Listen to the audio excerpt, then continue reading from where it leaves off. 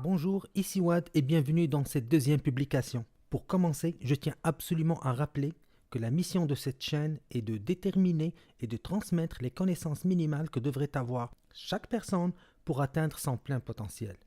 Étant donné que le cerveau humain intègre les idées et les concepts à force de répétition, je vais souvent répéter les principes de base.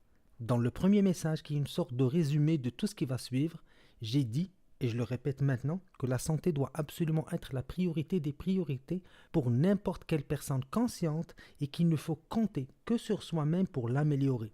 Je rappelle également que pour ce faire, il faut absolument accroître de façon très significative nos connaissances relatives au corps humain, à sa constitution, à son fonctionnement et également celles concernant notre environnement immédiat et lointain. Il ne faut jamais perdre de vue que tout est relié et rien ne peut être considéré de façon isolée. Je parlerai de toute façon en détail de ces choses-là dans mes futures publications. Je rappelle également que la priorité suivante est de s'accomplir autant qu'individu unique. J'insiste sur l'adjectif unique, car à la base, chaque personne est différente, chaque personne a des caractéristiques et des sensibilités différentes, et chaque personne ne pourra véritablement exceller que dans les choses qui la passionnent. Quand on aime une chose et qu'elle nous passionne, on lui consacre plus de notre temps et plus de notre concentration. Je vais d'ailleurs aborder de façon détaillée cette fameuse équation existentielle reliant l'amour, le temps et la concentration, et évidemment donc le résultat qui vient avec. Mais maintenant, on est et on restera pour un certain temps dans la base et dans les généralités, car elles ont une importance capitale. Les bases servent de fondation pour tout le reste. Plus elles sont solides, plus on avance d'un pas certain. Il faut toujours prendre le temps de faire les choses comme il se doit. Pas de raccourcis, pas de tricherie. Le mûrissement est gage de succès véritable, l'empressement gage d'échec à terme. Bon, maintenant on passe à autre chose. J'ai pour vous quelques questions et j'aimerais que vous y répondiez mentalement, au moins. Bon, première question. Connaissez-vous une seule personne au monde qui aurait le choix entre être en bonne ou en mauvaise santé et qui choisirait de façon volontaire d'être en mauvaise santé? Je répète, est-ce que vous connaissez une seule personne au monde qui aurait le choix entre être en bonne ou en mauvaise santé et qui choisirait d'être en mauvaise santé? Deuxième question.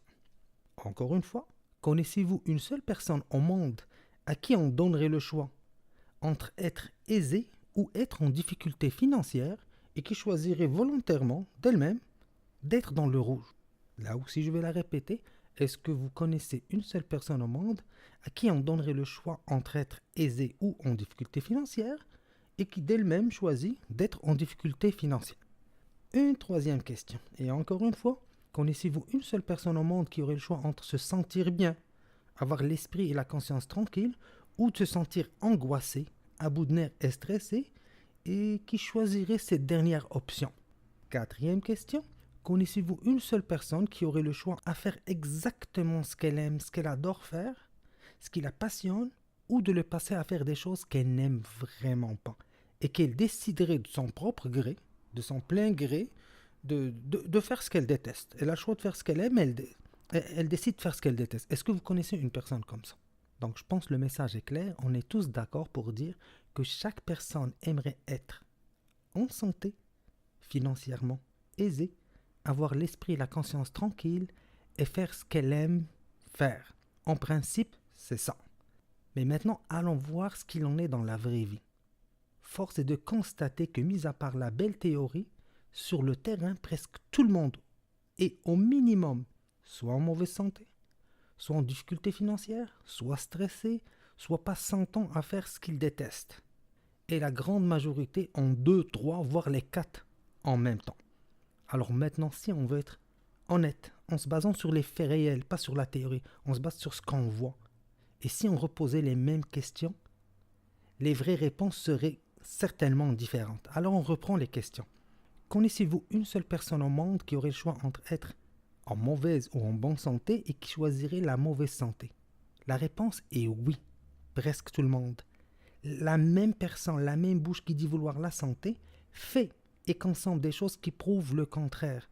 Donc oui, vous avez le choix entre la santé et la maladie, ou, disons, la mauvaise santé, et oui, vous faites le mauvais choix. Deuxième question. Connaissez-vous une seule personne au monde qui aurait le choix entre être aisée ou en difficulté financière et qui choisirait la difficulté financière? Oui, encore. Presque tout le monde. Les mêmes personnes qui disent ne pas vouloir avoir des problèmes financiers agissent de façon qui prouve le contraire. Ces habitudes mènent inévitablement au précipice. Donc oui, vous avez le choix entre être aisé et pauvre et vous faites le mauvais choix. Troisième question. Connaissez-vous une seule personne qui aurait le choix de se sentir bien, avoir la conscience tranquille et qui va choisir d'être stressée et ainsi de suite? Là aussi, je pense, c'est même pas la peine de répondre. Je pense qu'on va arrêter là car tout le monde a compris le principe. Ce n'est pas simplement en disant que je veux être en santé, ou je veux devenir maigre, ou je veux cesser de boire, ou je ne sais quoi, que quand par enchantement le miracle va s'opérer. Ce qu'on dit et ce qu'on veut n'a d'importance que lorsqu'on passe à l'action. Quand on sort un crayon, quand on sort une feuille et qu'on commence à planifier, à réfléchir, à lire, à apprendre, à comprendre, à changer nos habitudes, à analyser ce qu'on fait réellement et ce que cela va inévitablement donner comme résultat. Quand on se met à comprendre clairement la relation de cause à effet entre ce qu'on a fait dans le passé et ce qu'on est maintenant, et donc la relation entre ce qu'on fera aujourd'hui et ce qu'on sera demain. Notre libre arbitre, notre marge de manœuvre est plus grande que vous le pensez. Passez à l'action, tout de suite. Presque tous les humains ont passé des heures, des jours, des années à faire des devoirs d'école, à écrire, à compter, à résoudre des problèmes théoriques, mais pratiquement aucun ne l'a jamais fait pour sa propre santé, pour sa propre vie. Vous voulez changer? Ressortez vos papiers et crayons et écrivez ce que vous voulez, quand vous le voulez et comment vous comptez y parvenir. Presque 100% des gens vont dire « Oui, il a raison, on devrait faire ça ». Mais seulement 1% le feront, 1% le font. Oui, le fameux 1% dont tout le monde parle. Les 99% restants n'ont aucune difficulté à passer le plus clair de leur temps à regarder la télé et après ils s'étonnent que tout va mal. Déposez votre télécommande et sortez vos crayons. Oui, on troque la télécommande pour le stylo et les feuilles. Je suis sérieux, on parle ici de la vraie vie. Pour avoir l'ensemble de l'information de façon intégrale et cohérente, ce qui est une condition nécessaire pour comprendre l'ensemble du tableau.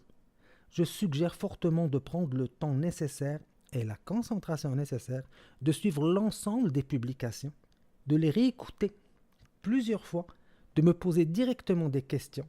S'il y a des questions, j'y répondrai à la limite du temps qui m'est disponible. N'oubliez pas de vous abonner à cette chaîne et partagez-la.